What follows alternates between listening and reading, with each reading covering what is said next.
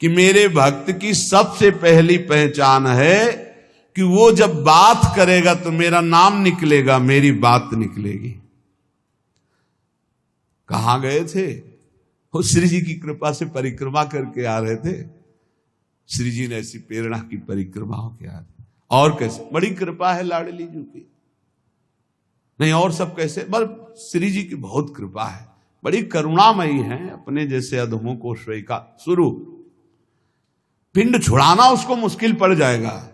ऐसे प्रेमी हैं, खड़े खड़े वो ऊब जाएगा, कब भागो। वो चर्चा वृंदावन प्रियाजू लाडली लालो की। ऐसे प्रियालाल के प्रेमी जन होते हैं कि उनको बस भगवत चर्चा ही करनी। अगर जबान खुली तो भगवत चर्चा। धूप है कि क्या है? देखा है, मधुकरी मांगने जा रहे संत जन मिल गए, खड़े धूप में नंगे पैर, चर्चा और घंटों चर्चा हो रही। बोधयंता परस्परम कथयंति च माम नित्यम तुष्यंति च रमंति च। ये कठिन बात है। चर्चा करते तो बहुत मिलते हैं, पर तुष्यंति च रमंति च, उसी में संतुष्ट होगा, आनंदित, उसी में रमण कर रहा है, उसे कोई चाह नहीं। भगवत चर्चा हुई मानो पेट भर गया।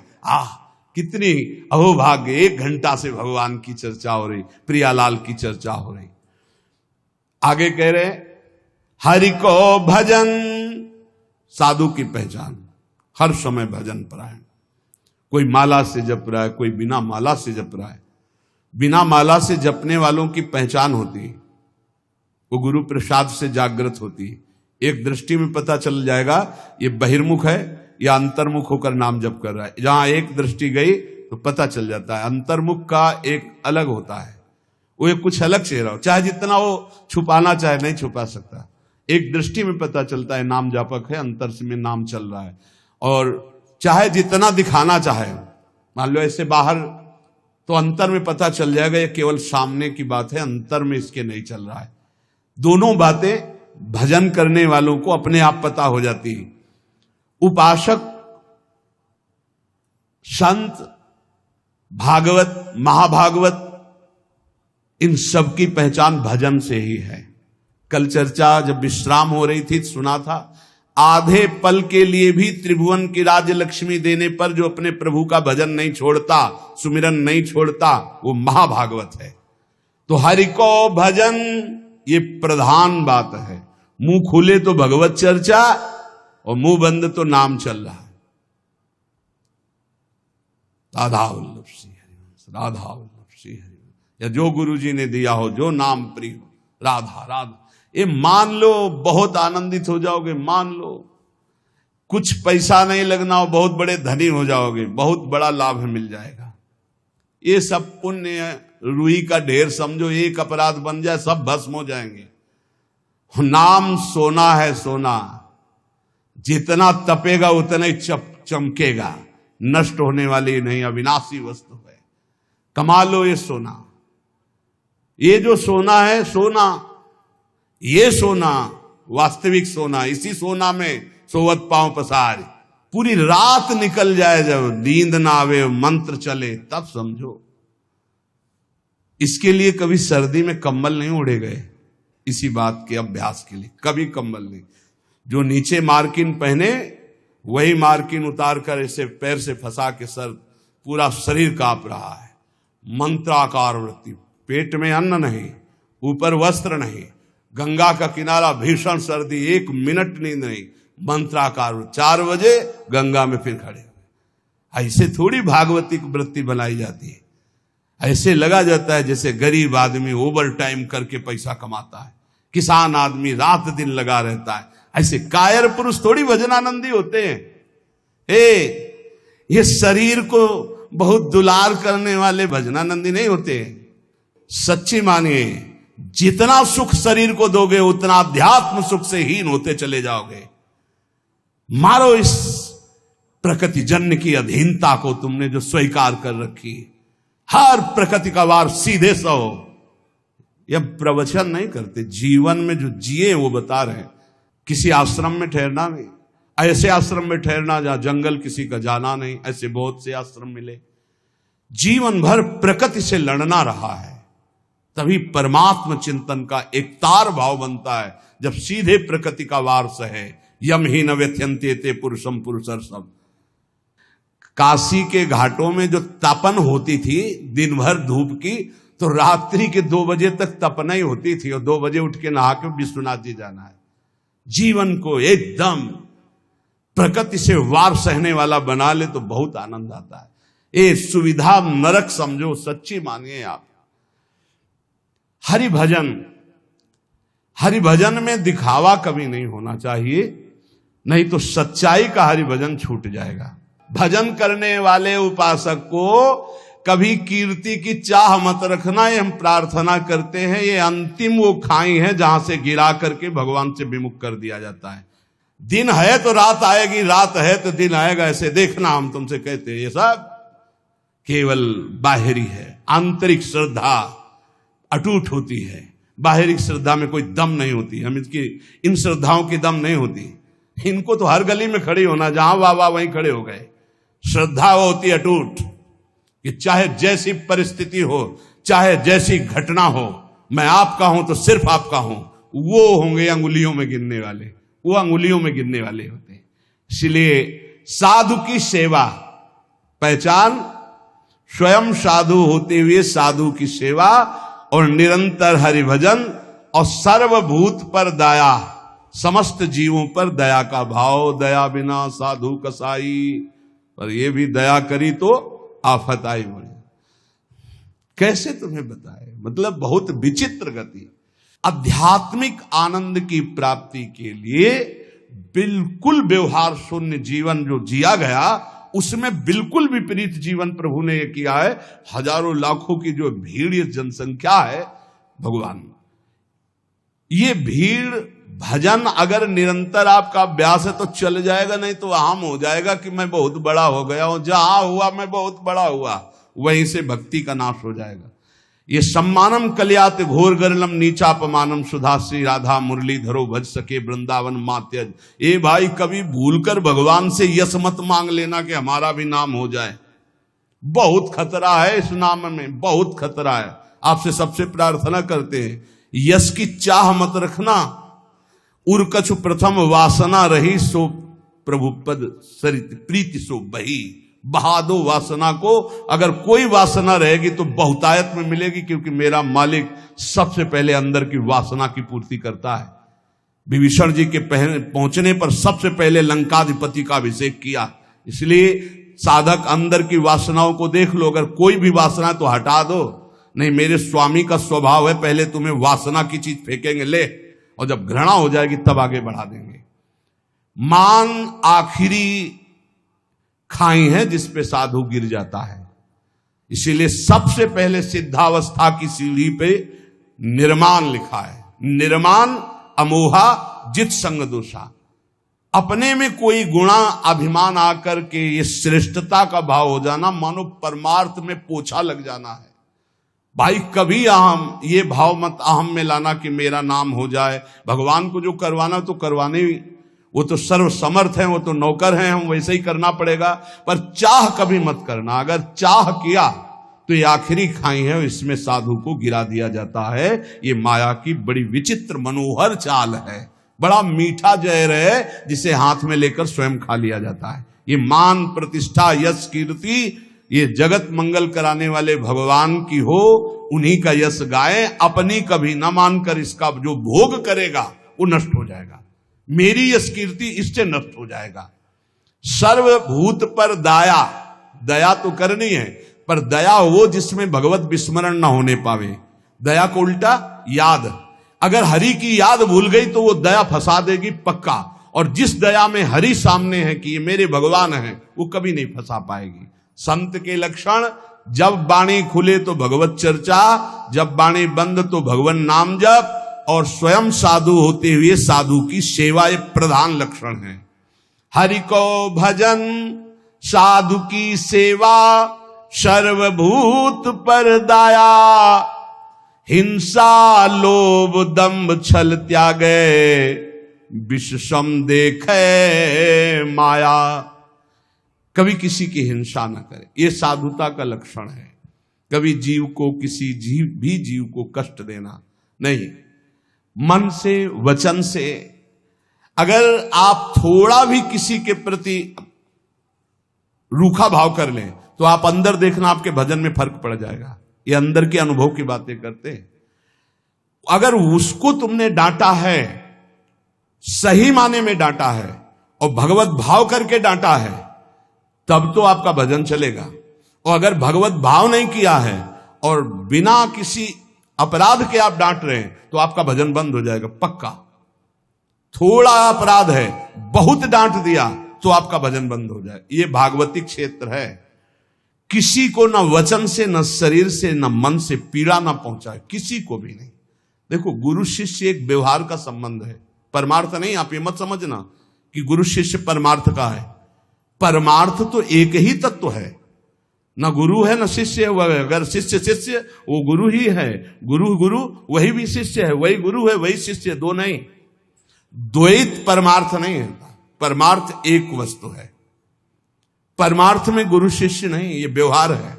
प्रणाम, नमस्कार, वंदन, ये सब व्यवहार के अंदर। परमार्थ में एक वासुदेव यहां जो विराजमान, वही यहां विराजमान है। उसी वासुदेव को देखकर वो स्वांग शिष्य का कर रहा है तो आप स्वांग गुरु का कीजिए। बस स्वांग है, सत्य वस्तु एक ही है जो सर्वत्र विराजमान है। इसलिए किसी को भी वचन से, शरीर से या मन से पीड़ा ना पहुंचावे। लोभ, किसी भी तरह अर्थ का लोभ ना आने पाए। दंभ, कोई दिखावा, मान प्रतिष्ठा के लिए नाटकबाजी नहीं होना चाहिए। छल त्यागे।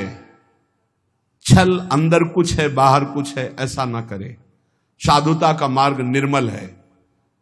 संत सरल चित जगत हित जान स्वभाव सने। संतों का स्वभाव ही होता जगत मंगल करना, सरल चित्त, छल कपट रहित रहना। और विषसम देखे माया। माया किसे कहते हैं? मैं मोर तय तोर, जहां तक इंद्रियां जा रही, जहां तक भोग विलासता के लिए मन जा रहा, सो सब माया जानो भाई। अपने माया में ही जी रहे हैं, माया में ही रह रहे हैं, माया के ही शरीर में है। इसे भगवत समर्पित करके माया की वस्तुएं भगवत प्रसाद करके पाओ। माया की वस्तुएं भगवत समर्पित करके प्रसादी पहनो, बच जाओगे। अगर स्वयं भोक्ता बनोगे अमनिया के तो फिर माया फंसा लेगी। अमनिया ठाकुर जी को प्रसादी आपकी, बच जाओगे। ये सिद्धांत है बचने का। एक भी वस्त्र बिना ठाकुर जी को अर्पित किए मत पहनना। एक बूंद पानी बिना अर्पित किए मत पीना। एक भी अन्न का टुकड़ा बिना अर्पित किए न जाए तो आप देख लेना, माया मुक्त हो जाओगे। सहनशील साधु कौन? जो सह जाए, अंदर की बात और बाहर की भी बात। बाहर कोई गाली दे दे, अपमान कर दे, निंदा कर दे, सह जाए। अंदर की बात, काम आ रहा है, क्रोध आ रहा है, लोभ आ रहा है, मोह आ रहा है, चुपचाप सह जाए।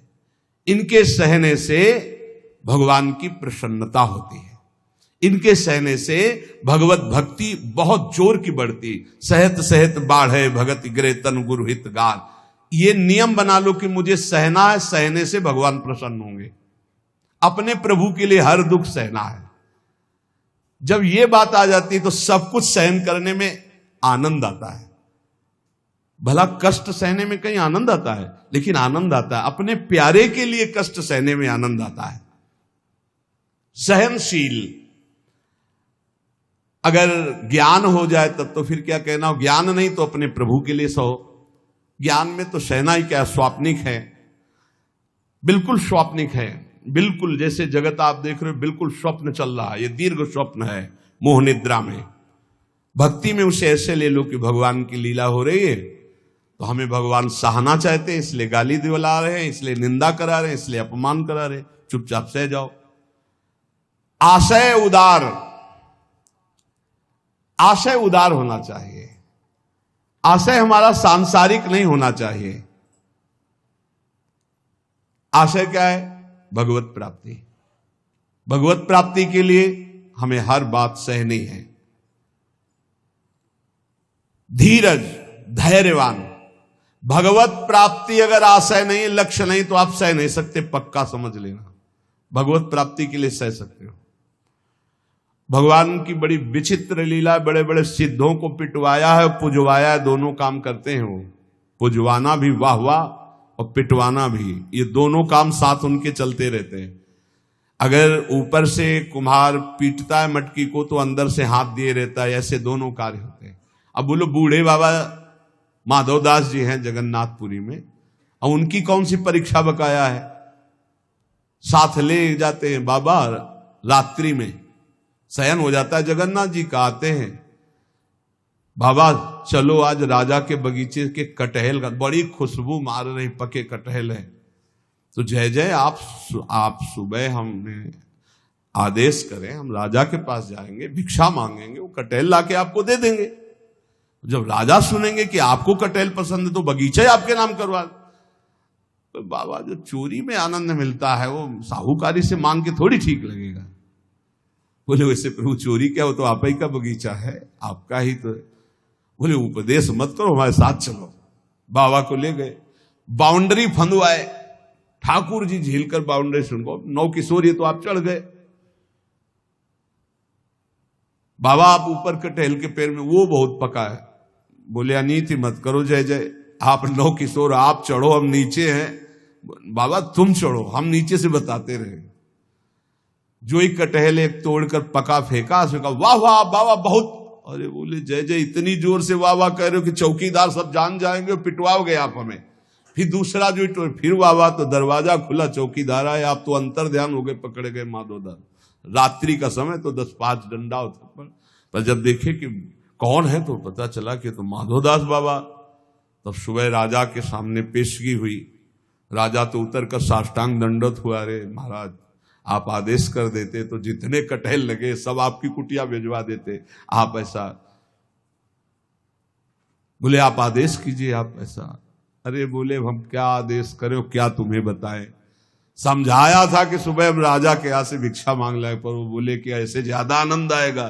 तो आनंद तो हमें आया महाराज, देखो पूरे डंडा बने हुए तुम्हारे चौकीदार। मतलब क्या? बोले जगन्नाथ जी साथ थे, ऐसा। बड़ा अपराध बन गया। सुबह ही पूरा सब हो जाके जगन्नाथ जी को समर्पित कर दे। बड़े बड़े सिद्धों को पिटवाना। अब वो कहीं भोजन मांगने नहीं जा रहे, रात दिन भजन में डूबे हुए हैं। अपना थाल अपने पार्षदों से जो भोग में लगा सजवा करके आप दिव्य पार्षदों से गायब करवा दिया। माधवदास बाबा के पास, बाबा पा लीजिए, वो प्रसाद आया जगन्नाथ जी का। हाँ अभी रख दो, फिर हम धो के रख देंगे, बाहर से ले जाना। अब प्रगट पार्षदों ने देखा थाल ही गायब। अब पूरी हल्ला मच गया, जगन्नाथ जी का थाल गायब, भोग का। जब माधवदास बाबा भजन से उठे, खूब प्रसाद पाया और समुद्र से धोकर अपनी झोपड़ी के ऐसे कुटिया के ऐसे किनारे। किसी ने बताया थाल तो वहां धुली मंजी रखी हुई है जगन्नाथ महाराज जी की, माधवदास बाबा के पास। वहां गए तो देखा था। बोले ऐसा छोड़। अब ये भी नहीं सोचा कि जब भोग लगता है तो सब पार्षद ऐसे बैठते हैं, पर्दा लगता है, वहां से थाल कौन ले जाएगा। बड़ी पिटाई की माधवदास। अच्छा माधवदास बाबा इसलिए पिटाई को सुखपूर्वक सह रहे थे कि महाप्रसाद पाया है तो ये भी प्रसाद पा लो। अब थाल लेकर के भूखे हैं तो थाल आप भिजवा रहे हैं, आप ला रहे हैं, पिटाई आप कर। इनके रहस्य को समझना बड़ा कठिन, इसलिए ये कभी ना समझे कि ये गाली देने वाला कोई और है, ये पीटने वाला कोई। प्रभु पिटवाते हैं, प्रभु ही पुजवाते हैं, दोनों काम कराते रहते हैं, बैलेंस बराबर बना के चलते हैं। पक्का समझना है। सहनशील। कोई डर रहा होगा कि यार ज्यादा भक्ति करने पे पिटवाई में पिटवाते भी है। ये सिद्धों के साथ करते हैं, आपके साथ नहीं खेलेंगे। बच्चों को भारी वजन उठाने को नहीं दिया जाता, अपने लोग बच्चे हैं इसलिए चिंता मत करना कि आपकी भी परीक्षा होगी। ये सिद्धों के साथ खेलते हैं। सहनशील, आशय उदार, अति धीरज सहित विवेकी, अत्यंत धैर्यवान और विवेकवान। सद असद का ज्ञान रखने वाले को विवेकी कहते हैं। सत्य वचन, साधु के वचन सत्य होते हैं, इसलिए कभी असत्य न बोले। सत्य वचन सबको सुखदायक, जब बोले तो विचार करके बोले, और ऐसे वचन बोले जिनमें दूसरों को सुख मिले। ये बचने का दरिद्रता, वचन में दरिद्रता क्या, कोई पैसा लगता है? बड़े मीठे वचन बोलो बना के, दूसरों को सुख पहुंचाने वाले हितकर सत्य वचन बोलो। और गहि अनन्य व्रते की, अपने इष्ट का अनन्य होगा, ये होता संत की पहचान। बोले इंद्रियजित, 5 ज्ञानेंद्रियां 5 कर्मेंद्रियां उसके बस में होंगी, पर अभिमान न जाके, इंद्रिय विजयी होने का अभिमान नहीं होगा। तो बोले करे जगत को पावन, ऐसा महात्मा सारे संसार को पावन करने वाला होता है। भगवत रसिक तासु की संगति, तीनों ताप नसावन, ऐसे संतों की संगति तीनों ताप, दैहिक दैविक भौतिक सब तापों का नाश करने वाला होता है।